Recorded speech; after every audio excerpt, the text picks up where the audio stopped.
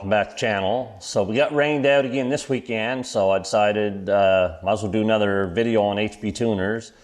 Like before, we're just going to keep it simple. This week I'm gonna show you how to raise your fuel cutoff or your shift points for your automatics, but for the manuals you'll just have to raise your fuel cutoff. So anyway, we'll open up HB tuners. Open up the VCM editor.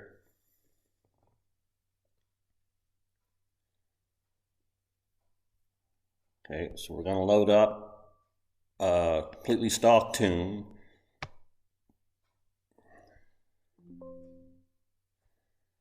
Okay, so if you got the manual, all you'll have to do is go in under engine, go into fuel, cut off DFCO, and you'll see stock. I'm assuming the manuals will be the same. It's set up for the fuel cutoff comes on at 6200 and then it shuts back off at 6199. So what we'll do, we'll change this.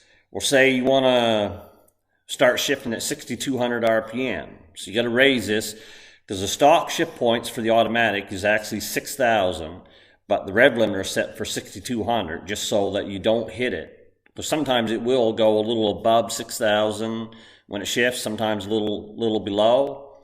So anyway, if we want to start shifting 200 RPM higher, we got to raise this by 200. So we'll change this here to 63.99. And change this one to 64. Same here, change this to 6400. Change this to 63.99. And I believe for your manual guides, that's probably all you have to do right there. But for the automatic guys, you got to go over here to trans, and then shift scheduling, and it's right here. It's set for 6,000 for the 1-2 shift. The 2-3 shift is 6,000, and the 3-4 shift is 5,900. So you just tap right there and come over here.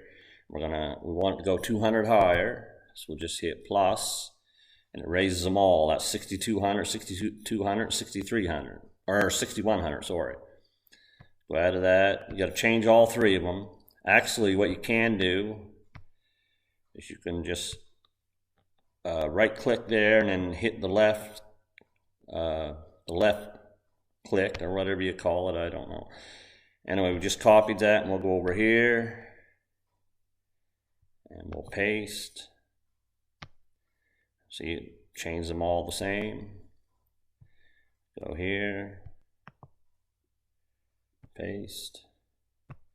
So they're all changed. Now these ones over here go by speed, and I'll get into that here in just a second.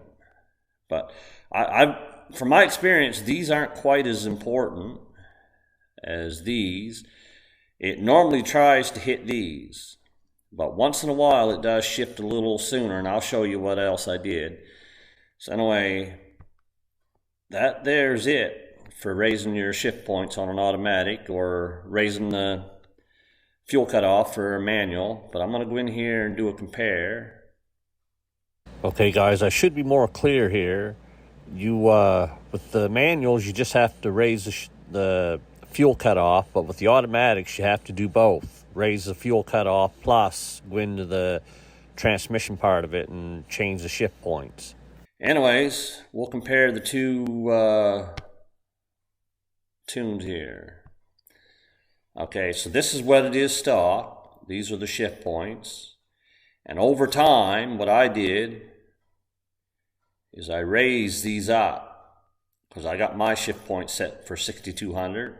But what I found was a lot of times it would shift too soon. And it basically what I wanted it to be more consistent. So over time, I just moved these up so that I would get the shift around 6,200 the way that I wanted to, because sometimes it wouldn't quite hit 6,200. Sometimes it might shift to 6,000 and might shift to 6,100. So by raising these up, I got it so it would consistently shift around 6,200.